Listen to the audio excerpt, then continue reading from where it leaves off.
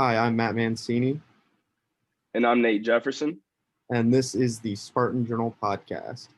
And the world of TikTok has hatched a new generation of top tier moguls and savvy entrepreneurs. Some of these influencers, Josh Richards, Addison Ray, and Dixie Sisters, have branched out from their TikTok stardom to launch them into new business endeavors. Now, many of them have already had a name for themselves, which has allowed them to propel their careers and open them up to new and exciting possibilities.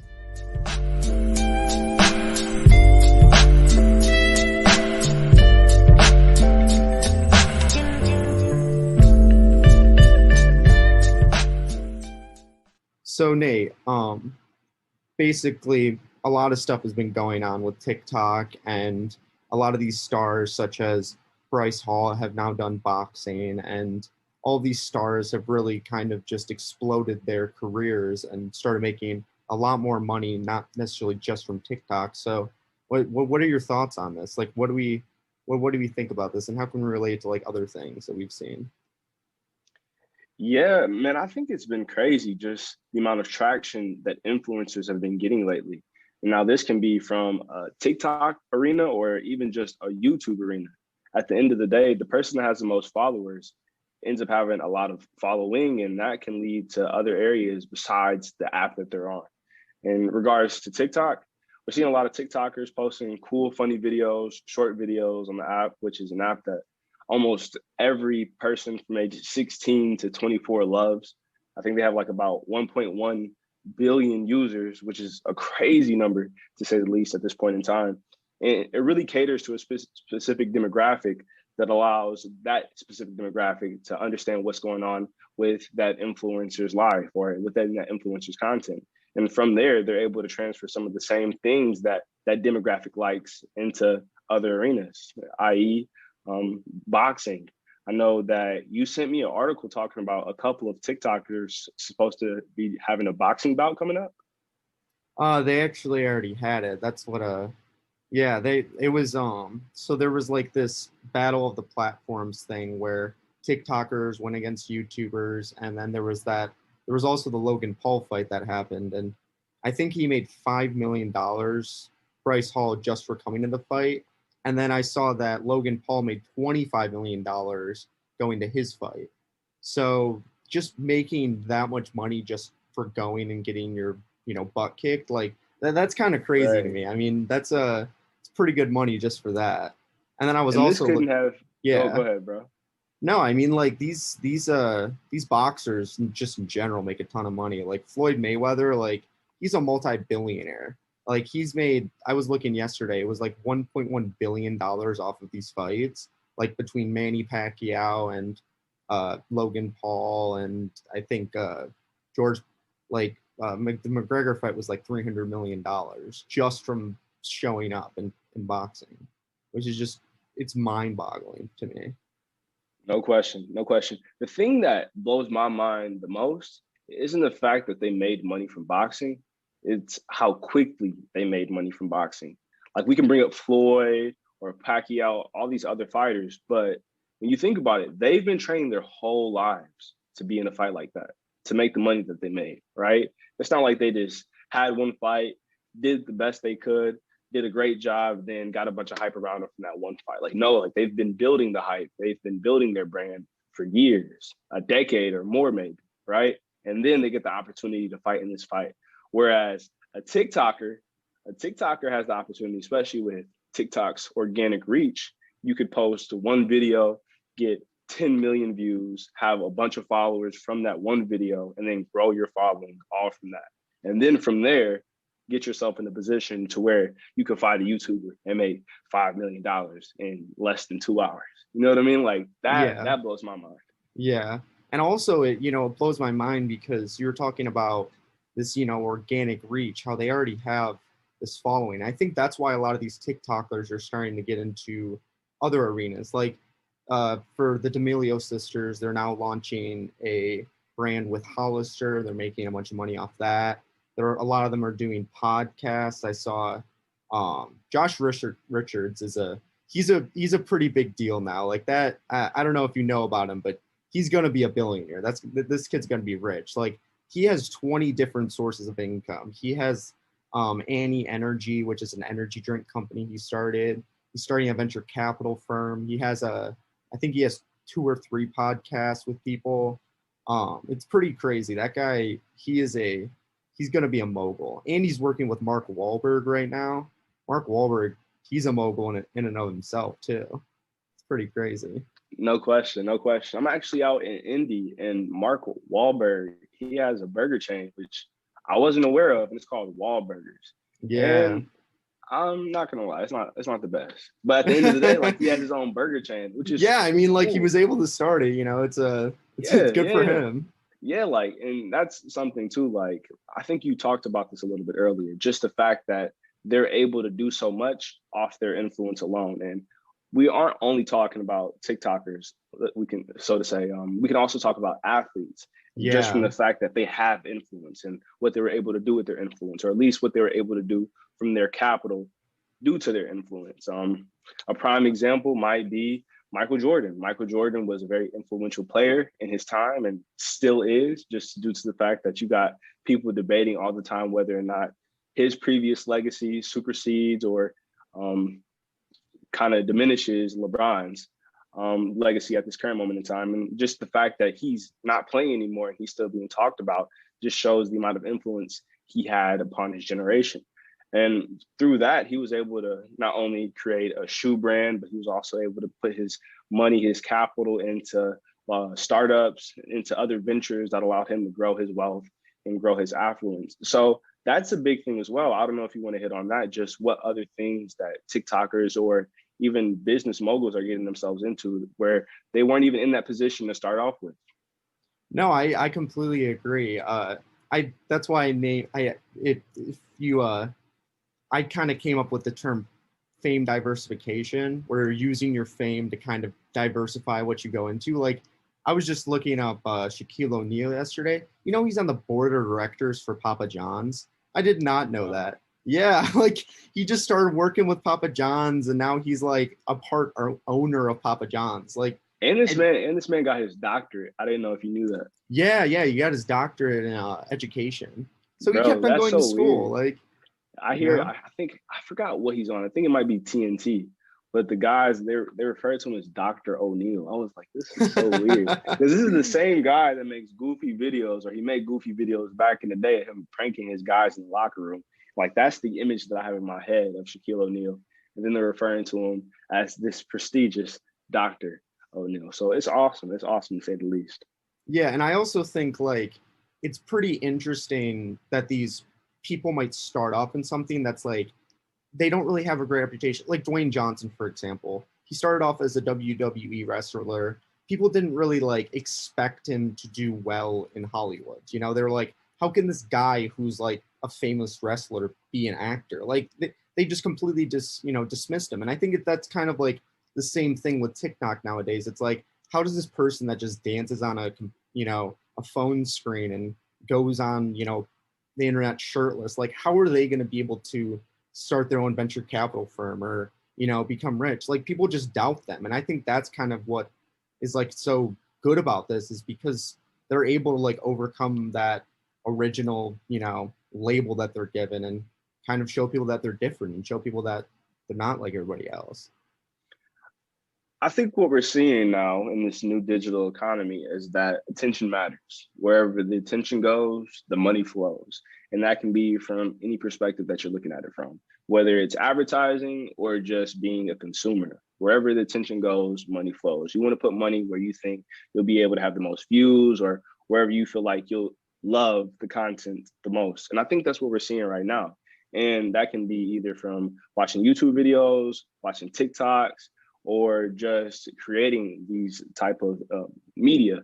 It's just wherever the energy, wherever the attention is, that's what everybody wants to do. And I feel like as we continue to go along this route, we'll also see a little less of the things that were traditionally valued. Whereas, going to school for marketing might be a little less valued. Whereas, if you have a resume, if you actually doing something very valuable that shows an employer or shows somebody that you want to work for that you can actually monetize off of attention, I think that might be more valuable than, say, a degree or a training course that says that you completed something. What do you think? I completely agree. Because a lot of these kids on that are TikTok famous, a lot of them have not gone to college yet or don't plan on going to college, which I perfectly agree with. I mean, if you have an opportunity that I perfectly agree with in certain contexts. Like if you're Right. given an If you're making opportunity, 5 million off of a yeah, like 2 hour boxing match, I don't think I'd be too prone on going to college. yeah, like they're given opportunities, and a lot of kids aren't given that opportunity. Like these kids, they did not think that they would become famous on TikTok. If you ask Charlie D'Amelio, any of these people, they didn't think they would become famous, but they did. They became famous, and then they kind of, were like, okay, I have this thing now, might as well use it. Might as well make the most of it. And I think that's kind of like endearing, kind of, because they were able to do that. And I appreciate that. I think that that's good that they're doing that, that they're at least doing something with this fame. So, I saw that for followers, or I'm sorry, for TikTok creators, content creators that have over 5 million viewers or 5 million, what is it, followers, yeah, that for ads, they can get paid upwards of 50 million, or not 50 million, I'm sorry. 50,000. $50,000 per ad. And like, that's just like for one ad. And you just Yeah. paid for my college tuition, my Yeah, room and dude. board, just That's like what I'm that. talking about. If you're making all this money and you already have this source of income and you have these opportunities that are given to you, then like why not take it? I mean, because Addison Rae, she actually started doing TikToks while she was attending college. And I'm not sure if she dropped out or if she's still doing it, but now she's working with like the Kardashians, starting her own beauty products line. I mean, she literally, look at what's her name? Which Kardashian? Oh, Kendall Jenner or Kylie Jenner. Kylie Jenner is a billionaire. She's a Yeah. billionaire simply off of her beauty products, which I just think that's mind-boggling to me. So I got a scenario for you, bro. Matt Mancini starts dropping TikTok videos. So let's say some dancing TikTok videos. You're going crazy, man. You're doing your thing. Next thing you know, you got a million followers and 200 million views, right?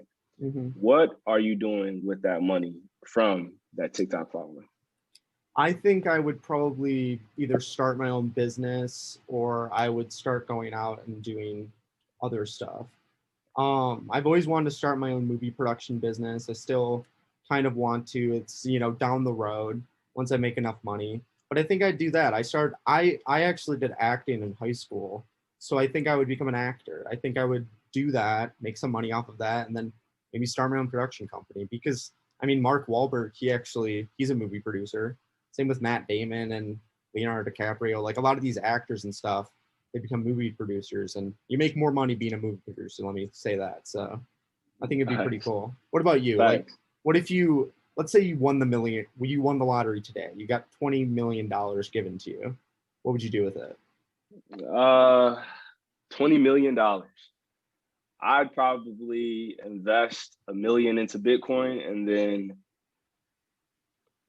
invest the rest of the million into, or rest of the 19 million into economic development for my community. Just like that. Simple. That'd be Building dope. schools, building financial literacy centers, because, a matter of fact, programs that are integrated into the schools. Because, man, I'm building the school so I can create the programs. Matter of fact, I just thought about that. And probably, yeah, just taking care of my community, man. I feel like that's important.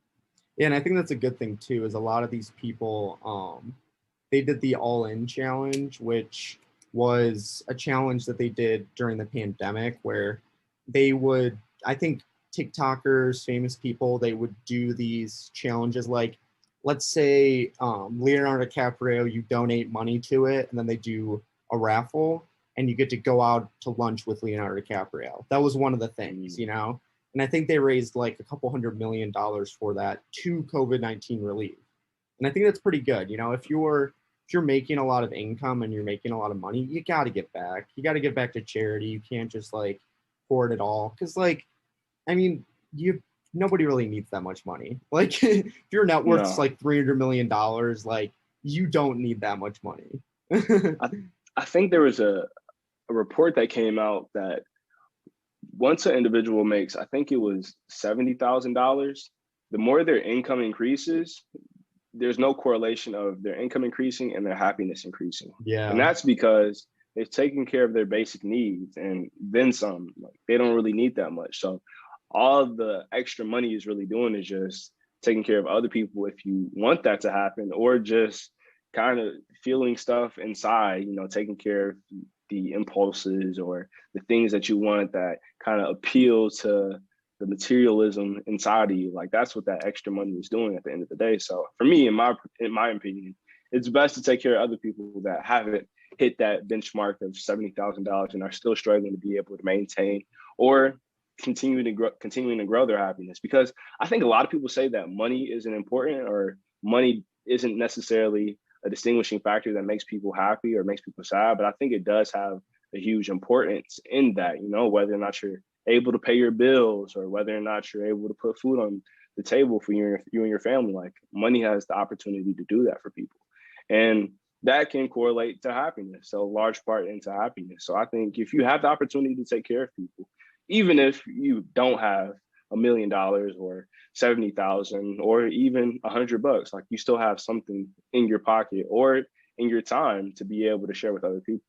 Yeah. And also, this does bring up a good point, though. There are certain situations where I do think that, let's say I won the lottery, I would give a lot of my money to my family, to close friends.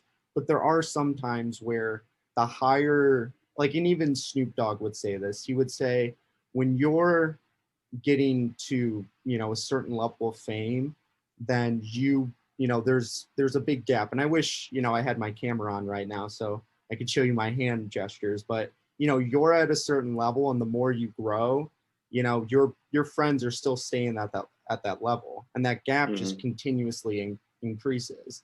And sometimes, you try to bring them up with you, like Snoop Dogg would bring his friends to the recording studio. He would try to get their rap careers launched, and they just, they wouldn't have that initiative. They wouldn't have that same drive that Snoop Dogg had. And that's fine. Not everyone really has that, ambitious mindset. But he still grew, and he had to leave some friends behind.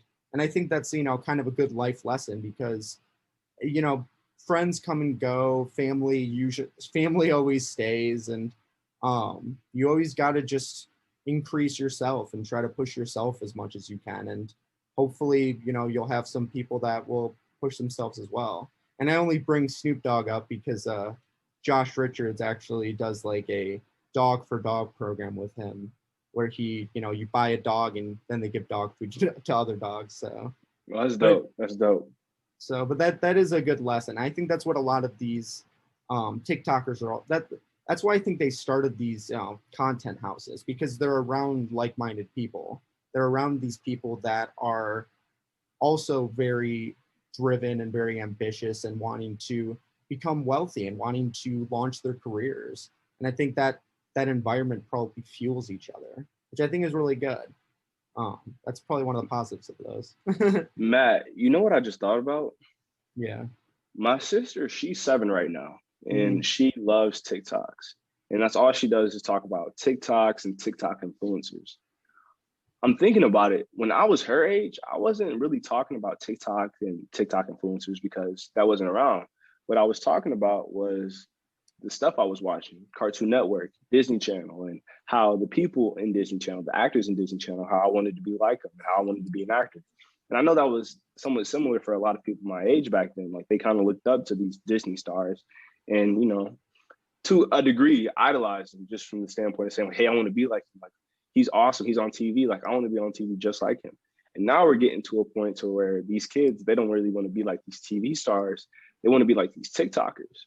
But something that we saw after being in the position that we're in now, just growing up, is the kids that were those Disney stars, they ended up in ruin. Some of them. They kind of fizzled so out. much money. Yeah, they were receiving so much money at a young age, so much attention, and they just weren't ready for that.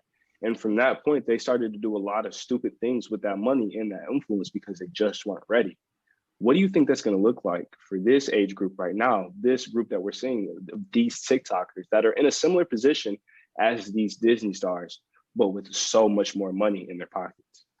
I think the main difference is generations.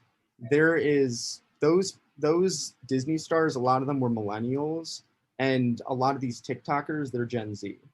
So I think the Gen Z generation in general, we're a lot more entrepreneurial, we're a lot more practical, um, we're just a lot more pragmatic. Where we really care about our futures, and I think that's just our generation in general because we've grown up in an economic crisis, two technically if you include the dot-com bubble, well, three maybe if you include the uh, pandemic, but we've grown up with economic hardships. We've grown up with the war in Iraq, so we've seen adversity through our whole generation. So a lot of us know how to overcome that psychologically and just like financially as well.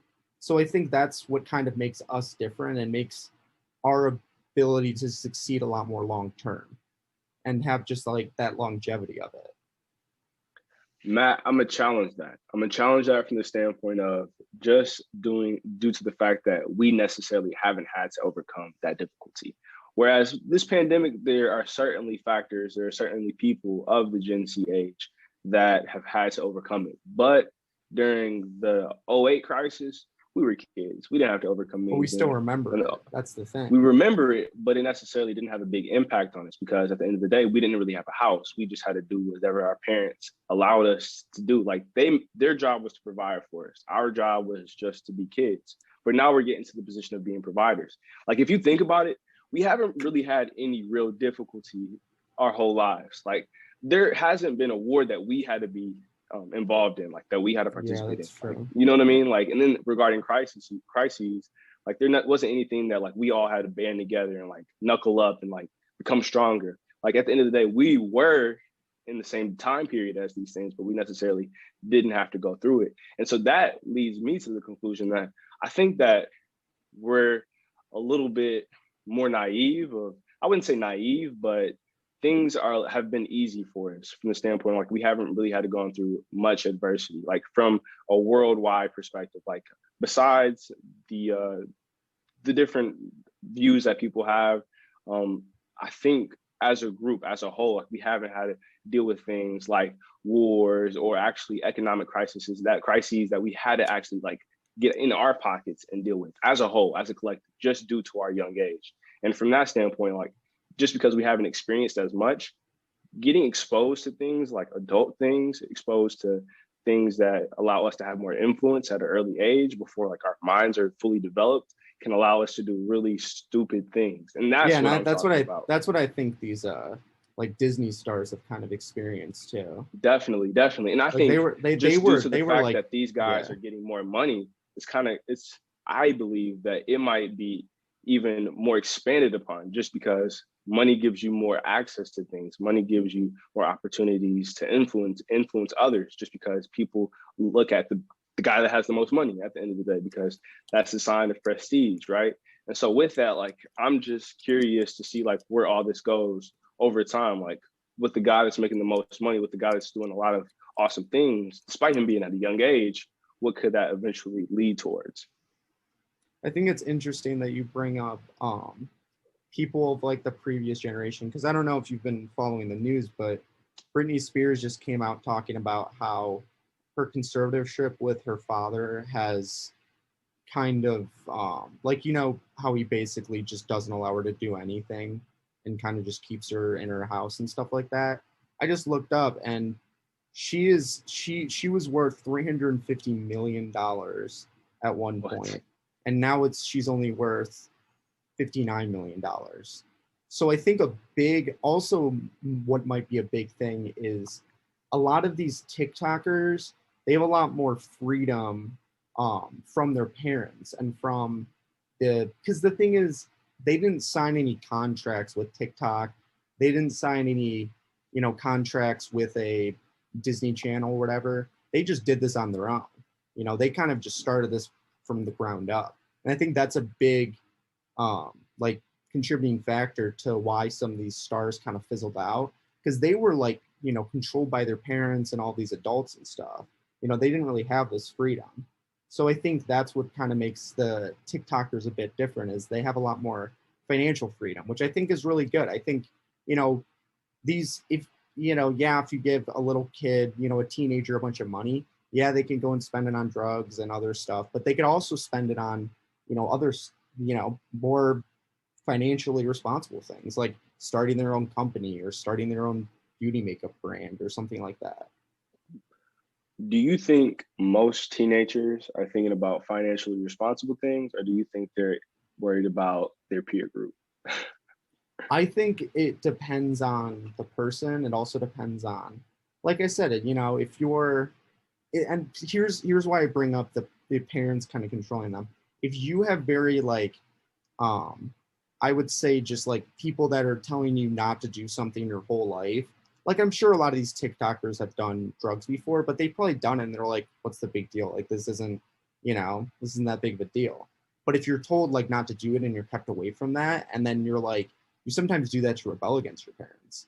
Like in a lot of these Disney stars, they might have done that. They might have just done it to be like, you know, our parents are controlling us and, you know, we're doing it just to make our parents mad, which I don't know if that's true, but that could be a reason why a lot of these Disney stars kind of went off on these like went to rehab and stuff like that. So I also saw something with Drake Bell. Drake Bell just got he's getting 2 years in prison for doing something with a minor. So these the when we were younger, a lot of those stars are kind of really fizzling out, and it's very unfortunate. But and I think yeah, it's super unfortunate. Definitely.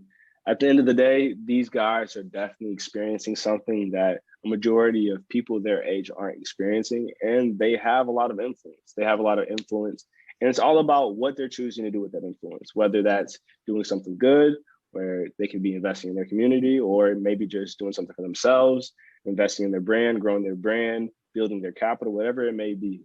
They're in a position to do things that others aren't. And at the end of the day, it's just all about what those decisions that they choose are going to be. Yeah, and I do hope that they continue to make just good decisions. A lot of these TikTokers, and from what I've seen so far, it looks like they are. It looks like they're making a lot of just responsible decisions and doing stuff that's going to just ensure that the wealth that they have now lasts. And I think that's the biggest part about it, is that it's just making sure that by the time they're 40, they're not bankrupt or in jail or something else. And I think that's pretty good. If you enjoyed the discussion, please like and share the podcast on Apple and Spotify. The Spartan Journal podcast is part of Michigan State University's Wealth Management Association, a student organization whose goal is to inspire the next generation of financial advisors. The Spartan Journal news team releases a newsletter every Monday morning comprised of financial literacy and the week's market updates. Feel free to follow us on social media at msuwma and check out our website at msuwma.com.